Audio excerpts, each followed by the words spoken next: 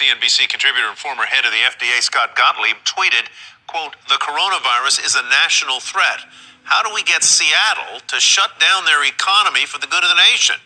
No city wants to go first." He continued, "What can Congress do? What can Congress do? Perhaps consider aid to cities that take tough local measures that impact their local economy as part of a broader collective national effort to mitigate spread, and positively impact the nation's overall risk."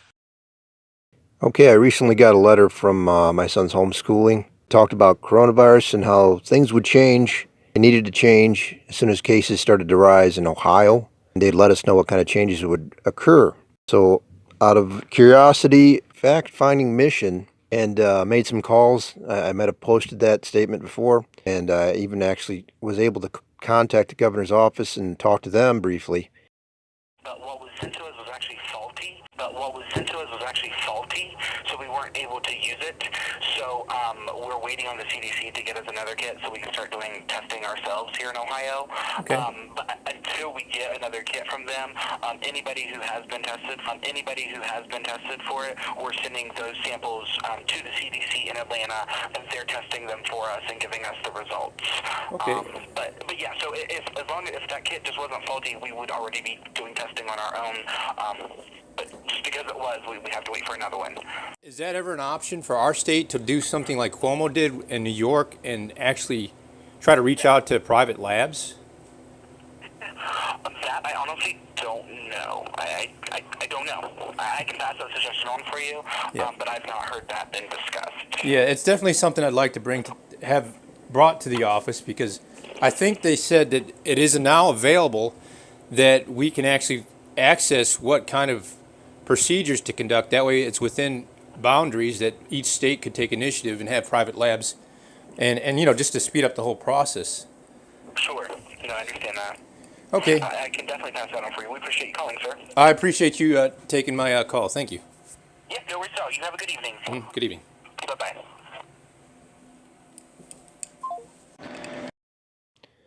Okay, so we do have cases that they want to test, they can't test, we don't have tests for, so that strongly suggests we might have issues here in Ohio. We just can't test for them, and we are waiting. And it looks like there's going to be a timetable before we find out officially. Otherwise, this should be enough information to let you know if you're in Ohio, you should be taking precautions. There should be some precautions you should be taking right now. I think the United States is really going to have a lot of self-inflicted wounds, and I thought this exchange was pretty telling. Let's listen in. We'll work to keep it there.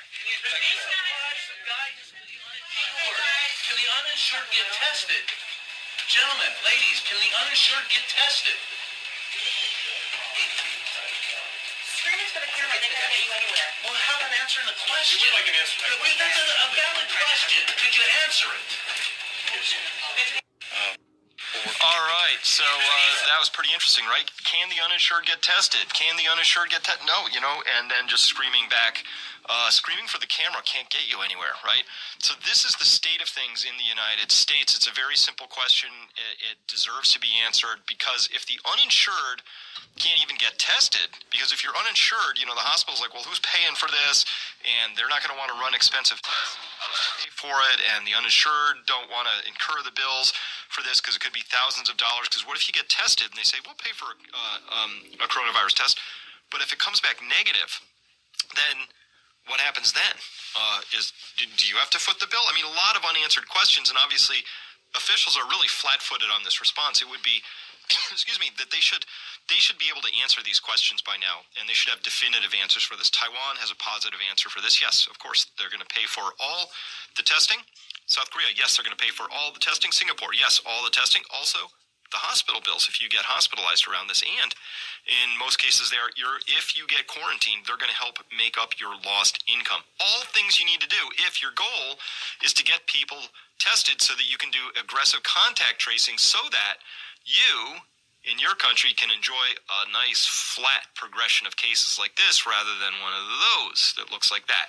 That's what's needed, and of course that's not coming. And now that I seem to have these videos running, let's go back. I couldn't get this one to play yesterday, so let's see if I can get it to play today. This is also, I believe, pretty telling. You may have seen some coverage about a shortage of masks in different environments. environments in different communities. Right now in Utah, and definitely within Intermountain, we do not have a shortage of masks. We have them aplenty. We don't recommend wearing masks in the community. We are not at that point yet. In fact, there is some recent data to suggest that there's potentially higher risk for people that wear masks. If you're touching the masks and manipulating the mask, you're also touching your face. So we don't recommend that at this time.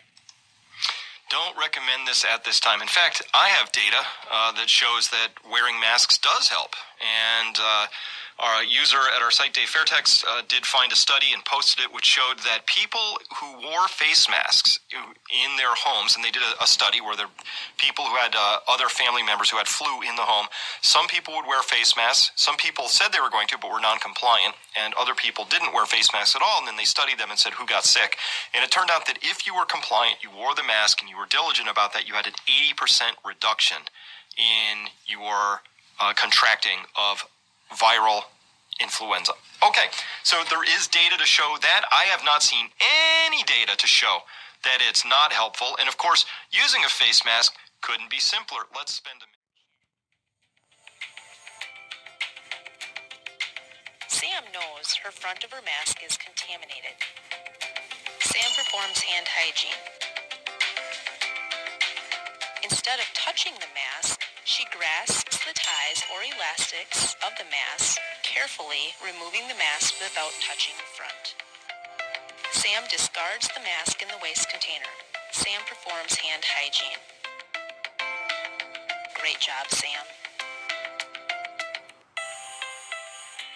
Amos 5:6. Seek the Lord, and ye shall live, lest he break out like fire in the house of Joseph, and devour it, and there be none to quench it in Bethel.